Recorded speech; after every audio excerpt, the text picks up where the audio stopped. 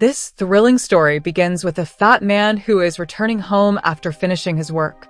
On the way, he goes to a place to lighten himself, but then he sees strange radiations and waves coming from the house in front of him. These waves look extremely dangerous, and all the items in the house are floating in the air. Seeing all this, the fat man runs away from there.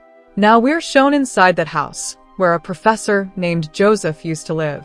Joseph was a very prominent and well-known scientist who had mastered physics at a very young age. In Joseph's room, everything is spinning weirdly in the air.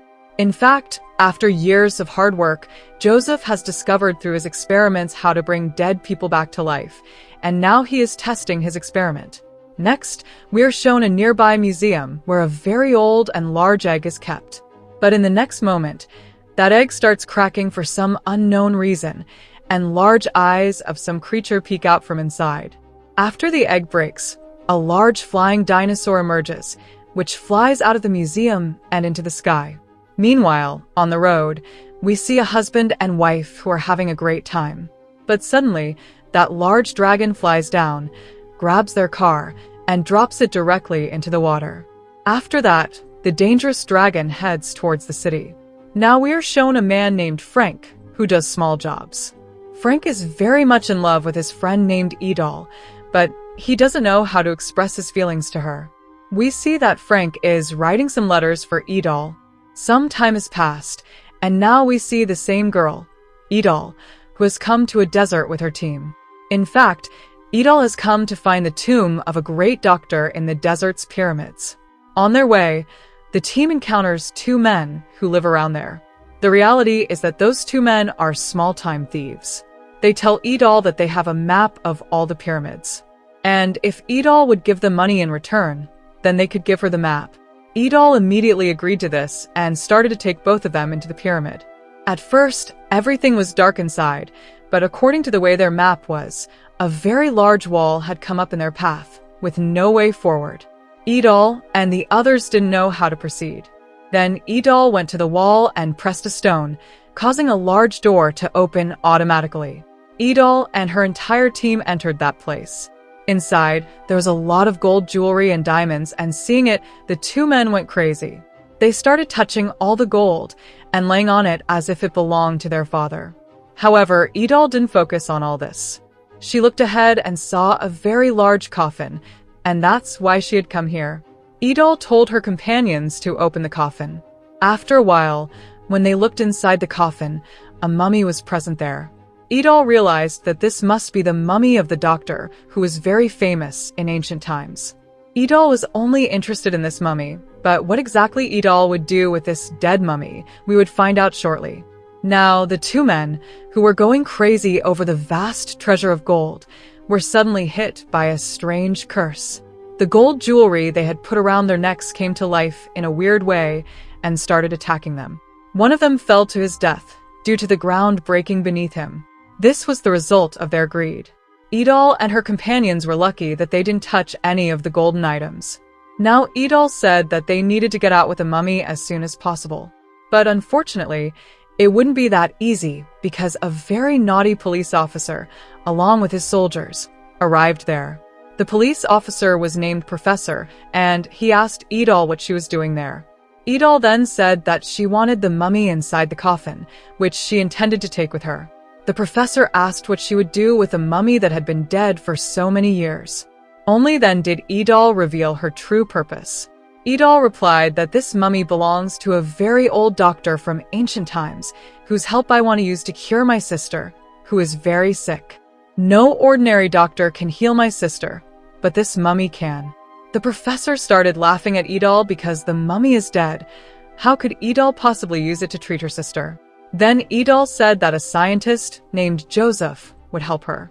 Joseph is the one we saw at the beginning of the story, and he has a technology to bring dead people back to life. But the professor explained that Joseph is now very old, and he doesn't know if he even has the strength to bring someone back to life. The professor then instructed his soldiers to capture Edel, but she wasn't going to let herself be taken captive easily. As all the soldiers tried to grab Edel, she tricked them and jumped out of there with the doctor's mummy's coffin, which she took directly through the waterway. Now Edel had the doctor's mummy, which could help her cure her sick sister. On the other side, we see the overweight man who was being questioned by the police officers. The officers asked him what he had seen that night. The overweight man described the strange radiations and waves coming from a house that were very unusual, and then, in the next moment, he saw a huge dragon flying in the air. However, the police officers dismissed the overweight man's claims as lies. They believed he must have been drunk that night, which is why he was seeing all these things. The officers even planned to put the overweight man in jail. Now, the officers were discussing that all the dragon-related news should not spread in the city, because if people found out about the dragon, there would be chaos everywhere, and the citizens would become extremely frightened. But the next day, what they feared happened. The news about the dragon somehow spread everywhere in the newspapers, reporting that a giant flying dragon had been seen in the sky, which had already claimed the lives of many citizens. Now we see the caretaker of the museum. The caretaker, along with Frank, was observing the broken part of the large egg from which the dragon had emerged. The caretaker said that perhaps something had come out of this egg, and it could be the same dragon that broke through the roof and flew away. Shortly after, some police officers arrived at the scene to ask questions.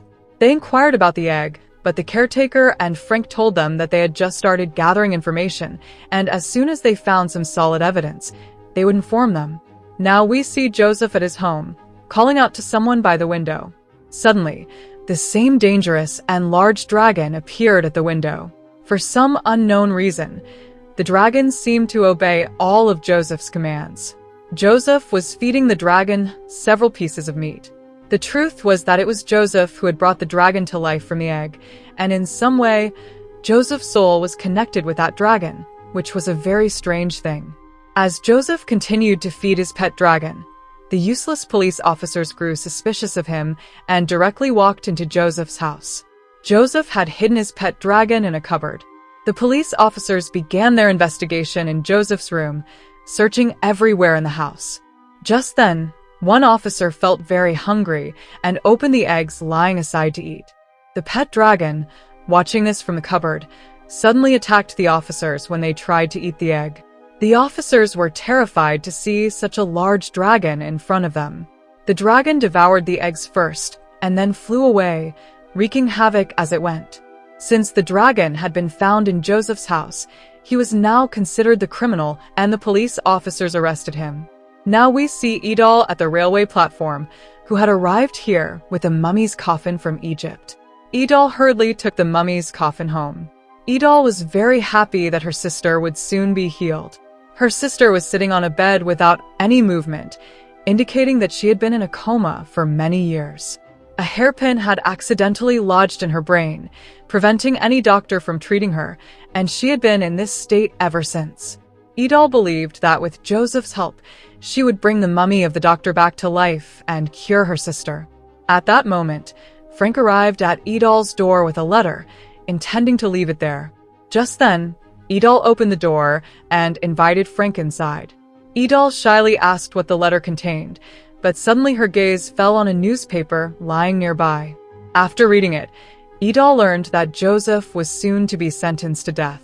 This frightened Edel greatly because Joseph was the only person who knew how to bring the doctor's mummy back to life.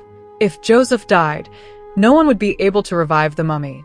Therefore, Edel was determined to save Joseph at any cost. She first asked Frank where the execution was taking place. Frank gave her the address of a nearby police station. Edel immediately set off to save Joseph. Disguising herself as a lawyer, she went to meet Joseph. She told Joseph that she was there to rescue him. When Edel asked, Joseph revealed that he had brought the dragon to life from the egg that had been in the museum for years, using his technique. Edel then stated that she needed to heal her sister and that she had the mummy of an ancient doctor that Joseph needed to revive. Joseph said that the task seemed difficult, but not impossible. However, he needed to get out of there because he would be executed in just a few hours. Meanwhile, the police officers had realized that the lawyer who had come in was actually Edel, meaning she was there to speak with Joseph. Consequently, Edel was apprehended and taken away. However, Edel was not one to give up easily. A little later, She disguised herself as a food distributor and entered the premises again.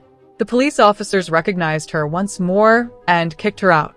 This continued, with Idol changing her appearance repeatedly to find ways to save Joseph. But every time, the police officers recognized Idol and threw her out. The police officers were now continuously searching for the dragon with the help of a hunter, but after scouring the entire city, they still couldn't find the dragon.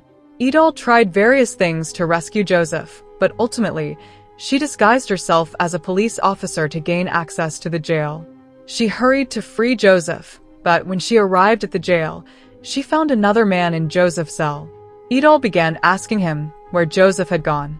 The man then replied that Joseph had been transferred to another jail a few hours ago, where he would be executed. Idol became very anxious, not knowing how she could save Joseph. The man then gave her a piece of advice. She could seek help from a high-ranking politician. An excellent idea struck Idol, and she quickly got ready and headed to the president's office.